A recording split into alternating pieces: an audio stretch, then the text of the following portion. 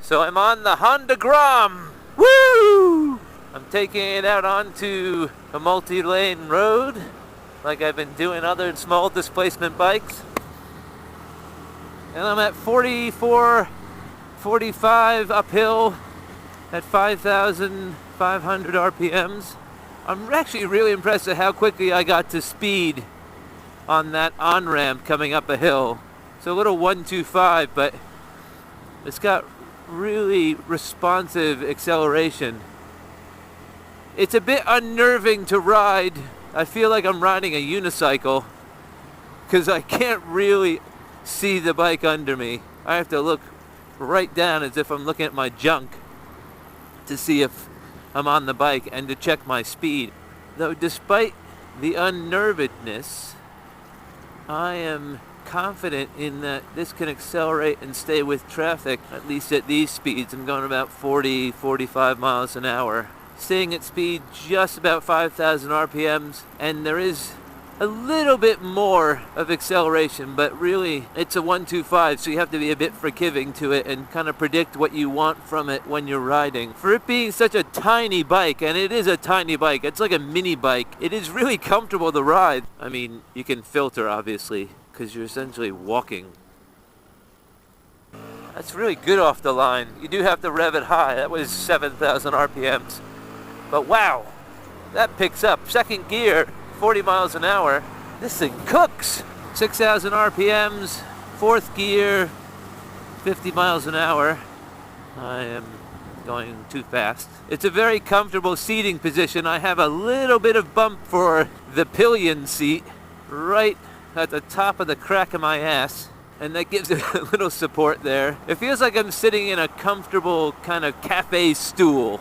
I don't know if that's a good thing while riding on a motorcycle, but this thing is cool. At first I was a little nervous about riding it, but the longer I'm on it, the more confident I am. There's a huge following for these bikes, and with every passing minute I can see why they have such a religious following. The bike is tiny, but the engine has a really good response and feedback and rumble to it, even though it's a 125. There's a presence to it, which I guess is a good thing because there's no visual presence, so it's good that you kind of feel the bike under you, because you got to go on faith that it's there. I was talking about another bike the other day, how a lot of these bikes are trying to fit into a class or a style, and the manufacturers are failing to make anything unique.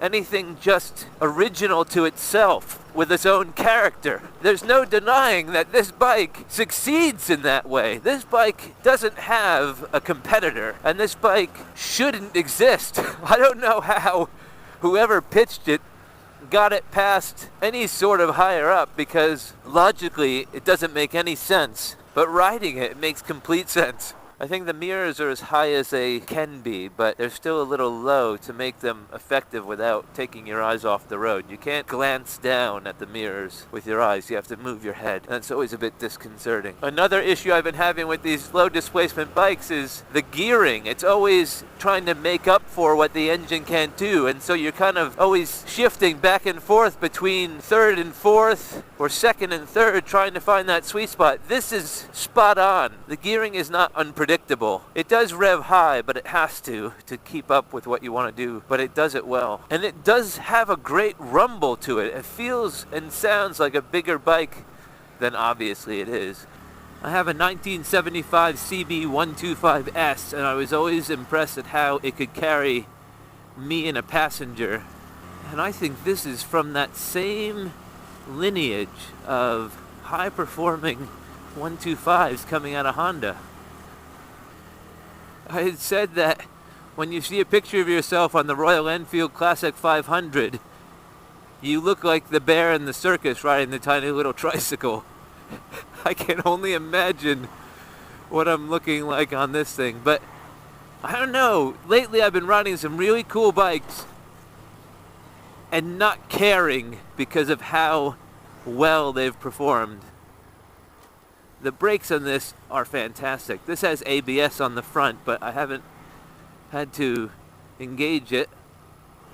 Speed bumps are fun. Suspension is really comfortable. This has inverted front forks. On these little English roads, this bike feels at home. I mean, definitely at home in the city and in traffic, but these little windy, narrow roads where you feel nervous even riding like that tiny Chevy in front of you, this thing feels really good.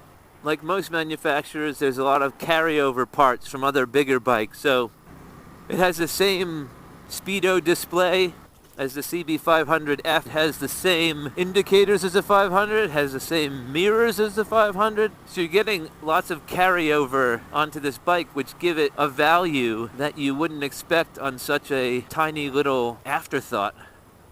This doesn't feel like an afterthought. I call it an afterthought because of how odd and unique it is, but this doesn't have the sense that it's an afterthought. This, I think, this was built out of love.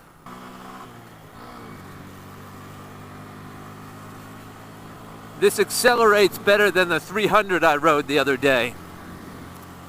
How can that be? Either this is just a very, very unique 125, which I think it is, or that 300 is not very well designed, which I also think it is. ABS? No ABS.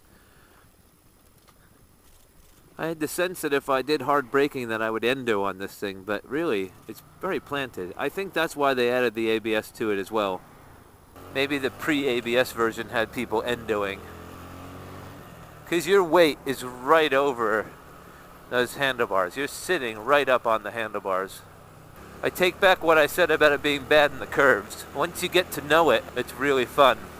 The more you ride it, the more you realize what it can do. If you counter steer on this, it's really stable and planted in the curves. If you're just riding this like an informal little scooter, it's gonna feel unsure. But if you ride it like a sporty motorcycle, it'll really do what you're asking it to do, which again is very surprising. I think a lot of people getting these learner legal 125s buy a 125 while they have their learner license, their CBT here in the UK, and they're quickly looking, once they get their full license, to upgrade to a bigger bike. I think a lot of these 125s keep their value in the secondary market because it's really expensive and pretty difficult to get your full UK license. But if you're one who goes through that whole process, I think if you owned a Grom, that time between getting your license and upgrading to a bigger bike will be a bit longer than those people who have any other run-of-the-mill 125. And that's if you decide to sell it or trade it in anyway. This might be just something that I think people would keep because they loved it so much. So I've been on this bike for about an hour now, and it's been really fun, but I am starting to feel a bit of numbness in my ass. I'm only feeling it now. The seat is a bit flat, not very cushy, and I'm heavy.